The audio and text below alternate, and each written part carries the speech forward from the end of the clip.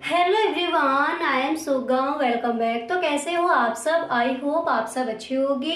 स्वागत है आप सभी का आपके अपने एसपी स्टडी यूट्यूब चैनल पर। तो गाइस जैसा कि आपने कहा था कि आपको केमिस्ट्री के जो आपके इम्पोर्टेंट क्वेश्चन है इस बार के बोर्ड एग्जाम के लिए वो हम आपको बताएं, ठीक है।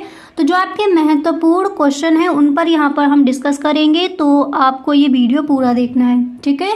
तो आपका सेकेंड चैप्टर से जो आपका है कोलराउस का नियम इम्पोर्टेंट है इस बार के बोर्ड एग्जाम के लिए, और ये प्रश्न कई बार पूछा गया है, ठीक है। तो इसको हम पूरा समझेंगे। अगर कहीं पर भी कोई भी चीज़ अगर आपको समझ में नहीं आती है तो आप हमें कमेंट बॉक्स में ज़रूर बताएं। एकदम अच्छे से आपको समझाया जाएगा कि कोलराउस का जो नियम है वो क्या है और इसके अनुप्रयोग क्या हैं, ठीक है। तो वीडियो आपको एंड तक देखना है। इस वीडियो को आप बिल्कुल भी स्किप ना करें, ठीक है। तो चलिए देखते हैं कोलराउस का नियम क्या है। तो सबसे पहले देखिए, जैसे हमने मान लिया कोई विलयन लिया, यहाँ पर कोई सॉल्यूशन है, ठीक है। तो यहाँ पर कोई विलयन है, उसमें NaCl जो धारा है वो प्रवाहित है, और ये आपका क्या है, वैद्युत अपघट्य, यानी कोई विलयन है उसमें कोई धारा प्रवाहित की गई है, ठीक है। और ये यहाँ पर ये कि अंदर जाकर ये कैसी होगी, अपघटित हो गई है, यानी बिखर गई है, ठीक है। तो Na हो जाएगा प्लस और Cl किसमें हो जाएगा माइनस, ठीक है। पहले यहाँ पर इसको समझिए, फिर वो आपको अच्छे से समझाती है। तो पहले ये देखिए कि कोलराउस का जो नियम है वो क्या कहता है। कोलराउस का नियम है क्या, देखिए, अनंत तनता पर हम इस तरह से लिखेंगे कि अनंत तनता पर वैद्युत अपघट्य, अभी आपको बताएंगे कि वैद्युत अपघट्य क्या है, इसकी परिभाषा क्या हो जाएगी। तो अनंत तनता पर वैद्युत अपघट्य की मोलर चालकता, मोलर चालकता हम किसे कहेंगे, लैम्डा एम, ठीक है, आगे भी आपको समझाएंगे। तो अनंत तनुता पर वैद्युत अपघट्य की मोलर चालकता विलयन में उपस्थित धनायनों तथा ऋणायनों, ठीक है। यानी कोई हमने विलयन लिया है, ठीक है। तो कोई विलयन है, देखिए, अनंत तनुता पर वैद्युत अपघट्य की मोलर चालकता विलयन में उपस्थित धनायनों तथा ऋणायनों के मोलर चालकताओं के योग के बराबर होता है। उसी को हम कहते हैं कोलराउस का नियम, ठीक है। अब एक बार इतना आप एक बार दोबारा से समझिए, फिर आपको आगे समझाती है, ठीक है। तो देखिए, अनंत तनुता पर वैद्युत अपघट्य की मोलर चालकता विलयन में उपस्थित धनायनों तथा ऋणायनों की मोलर चालकताओं के योग के बराबर होता है, वही हमारा कहलाता है कोलराउस का नियम। यानी हमने कोई विलयन लिया जिसमें कोई धारा प्रवाहित की गई है, ठीक है, और वो यहाँ पर देखिए अंदर ये धारा कैसी हो गई है, विकसित हो गई है। तो किसमें Na प्लस हो जाएगा और Cl माइनस हो जाएगा, ठीक है। अब यहाँ पर देखिए ये क्या है, आपका वैद्युत अपघट्य है। वैद्युत अपघट्य क्या होता है उसको समझ लीजिए।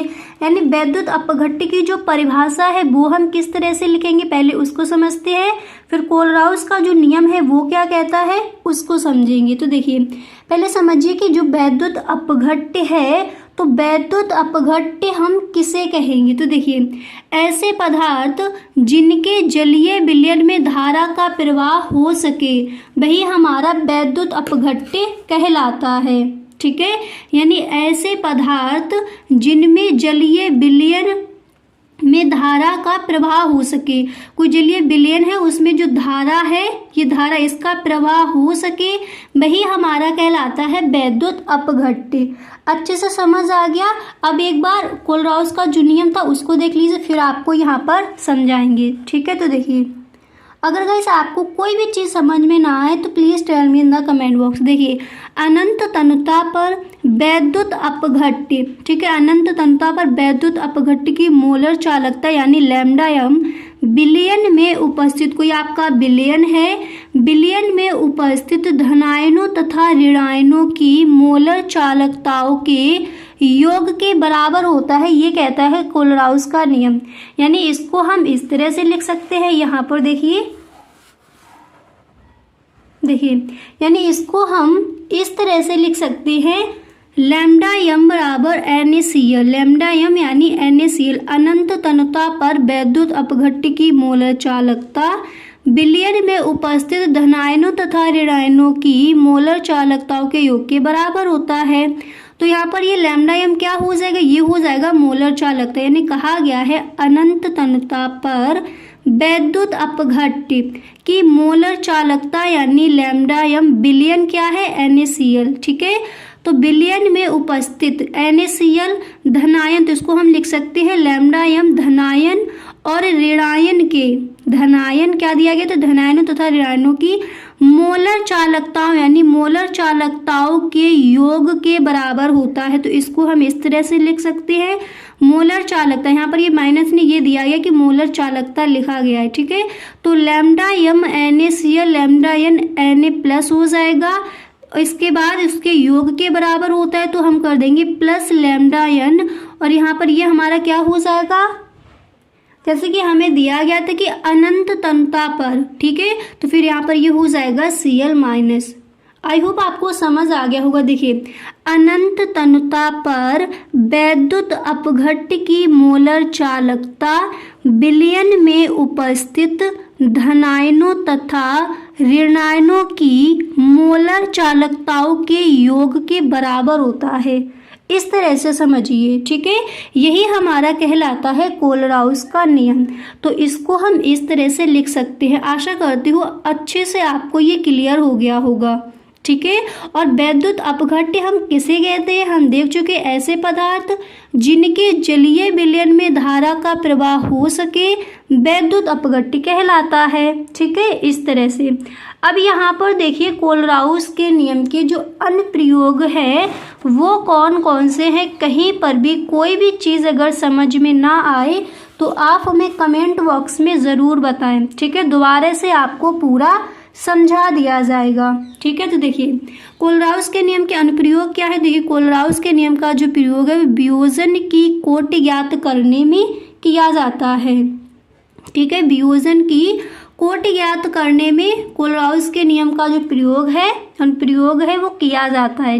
ठीक है, अब किस तरह से किया जाता है और इसको हम किस तरह से लिखेंगे उसको भी यहाँ पर समझ लेते हैं। ठीक है, तो देखिए आप इसको इस तरह से लिखोगे कि किसी, पूरा आपको समझाएंगे किस तरह से ये है। देखिए, किसी सांद्रता पर वैद्युत अपघट्य की मोलर चालकता, किसी सांद्रता पर वैद्युत अपघट्य की मोलर चालकता तथा अनंत तन्यता पर वैद्युत अपघट्य की चालकता के अनुपात को वियोजन की कोटि कहते हैं। ठीक है, देखिए किसी सांद्रता पर वैद्युत अपघट्य किसे कहेंगे, ऐसे पदार्थ जिनके जलीय विलयन में धारा का प्रवाह हो सके उसे हम कहते हैं वैद्युत अपघट्य। तो किसी सांद्रता पर वैद्युत अपघट्य की मोलर चालकता यानी लैम्डा एम, ठीक है, मोलर चालकता तथा अनंत तन्यता पर, ठीक है, अनंत तन्यता पर वैद्युत अपघट्य की चालकता के अनुपात को वियोजन की कोटि कहते हैं। तो हम इसको किस तरह से लिख सकते हैं, देखिए हम इसको इस तरह से भी लिख सकते हैं। देखिए कि अल्फा बराबर lambda M C upon lambda अनंत एम। ठीक है, इस तरह से भी हम इसको लिख सकते हैं। यानी कहा गया कि किसी सांद्रता पर वैद्युत अपघट्य की मोलर चालकता तथा अनंत तन्यता पर वैद्युत अपघट्य की चालकता के अनुपात, ठीक है, इस तरह से लिखेंगे तो इसको अनुपात कह देंगे। चालकता के अनुपात को वियोजन की कोटि कहते हैं। तो अल्फा बराबर lambda M C upon lambda अनंत एम हो जाएगा। इस तरह से इसको हम लिख सकते हैं। आई होप अच्छे से आपको समझ आ गया होगा कि कोलराउस का नियम क्या है और यहाँ पर जो वैद्युत अपघट्य है वो हम किसे कहते हैं और इसके अनुप्रयोग क्या हो जाएंगे। तो इम्पोर्टेंट है, कई बार ये प्रश्न पूछा गया है। अब इसको हम एक बार दोबारा से समझ लेते हैं ताकि कहीं पर भी हमें कोई भी डाउट ना रहे।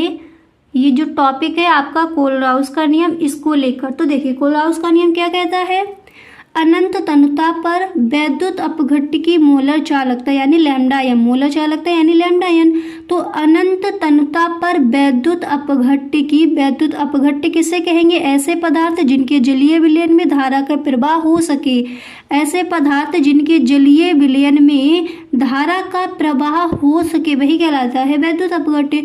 तो अनंत तनुता पर वैद्युत अपघट्य की मोलर चालकता विलयन, ये आपका पूरा क्या एक सॉल्यूशन है, विलयन है।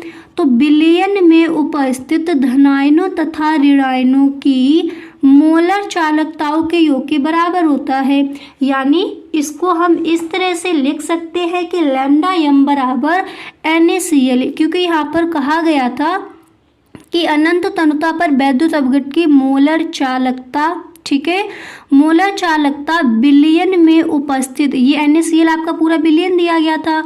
तो विलयन में उपस्थित धनायनों यानी Na हो जाएगा धनायनों तथा ऋणायनों की मोलर चालकताओं के योग के बराबर होता है, ठीक है।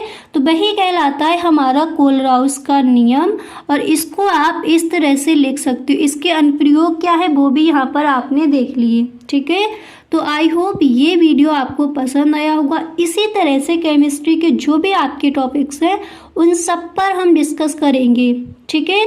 तो गाइस आज के लिए बस इतना ही, मिलते हैं नेक्स्ट वीडियो में। अगर सच में आपको ये वीडियो पसंद आया है तो आप इसको एक लाइक ज़रूर कर दें। Okay, thank you so much.